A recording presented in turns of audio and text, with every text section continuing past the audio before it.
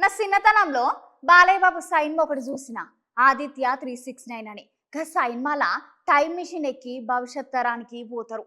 దాంట్లో ఒక సీన్ ఉంటది. మార్కెట్ల టమాటా మస్తు తగ్గువనట, కిలోకి 1500 రూపాయలేనట. వచ్చేటప్పుడు ఒక 2 కిలోలు తీసుకురా అంటే గప్పట్ల ఈ సీన్ చూసినోళ్ళు చిన్నగా నవ్వుకోలేదులా. కానీ ఇప్పుడు అందరుగా సైన్మానే గుర్తు చేసుకుంటున్నారు. ఎందుకంటే ఇప్పుడు టమాటా రేట్లు గింత ఫిరమైనవి అని 30 ఏళ్ల మునిపే డైరెక్టర్ సార్కి ఎట్లా తెలిసిందని.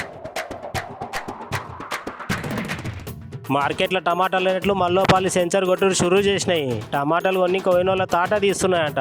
ఇప్పుడు సుత టమాటా రేట్లు మార్కెట్లో 80 నుంచి 90 రూపాయలు నడుస్తున్నాయంట. ఇంకో 2 రోజులు అయితే సెంచర్ చేసుడు పక్కా అని అంటున్నారు జనాలు.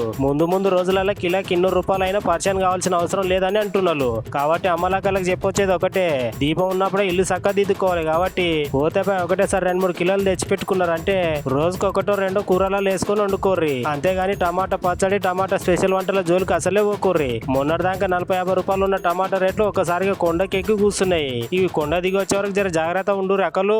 అంటే ఇప్పుడు ఎక్కినాయా, ధరలు పెరిగినాయా లేకపోతే తగ్గినాయా? ఎట్లా తగ్గలే, ఎక్కినాయి అంటే మరి ఎట్లా కస్టమర్లు వస్తున్నారా కొనడానికి? వస్తలేరు, గట్నే ఉంది గిరాకీ ఏం లేదు. బాధపడుతున్నాం అందరం. ఓ రూపాయి వెళ్తలేదు. తెచ్చి మన హైదరాబాద్లకు ఆసామి సుత ఆయన మన అదృష్టం అనుకోవాలి కూరగాయలు తెచ్చుడు. ఎందుకంటే ఈ ధరకైనా మనం ఓ రూపాయి పెట్టుకొని కొనుక్కొని తింటున్నాం. ఇక ఇదే లేకపోతే మనం ఎట్లా తింటాం? తెలంగాణలో పంట లేదా? ఎట్లా పంట లేదు మేడం, ఎక్కువ వరి అని పెడుతురు కాబట్టి పంట లేదు. అయితే ఈ కూరగాయలు బయట నుంచి వచ్చే వరకు అక్కడ నుంచి దిగుమతి రేట్ ఎక్కువైపోతుంది. కిరాయిలు ఒక్కోసారి ప్లేన్ లో కూడా వచ్చేస్తుంది. అట్లా రేట్లు ఎక్కువైతున్నాయి. ఇక్కడ మనకు పండేటట్టు ఉండాలి. అసలు తెలంగాణలో కూరగాయలు వండాలి. 50 60 70 80 90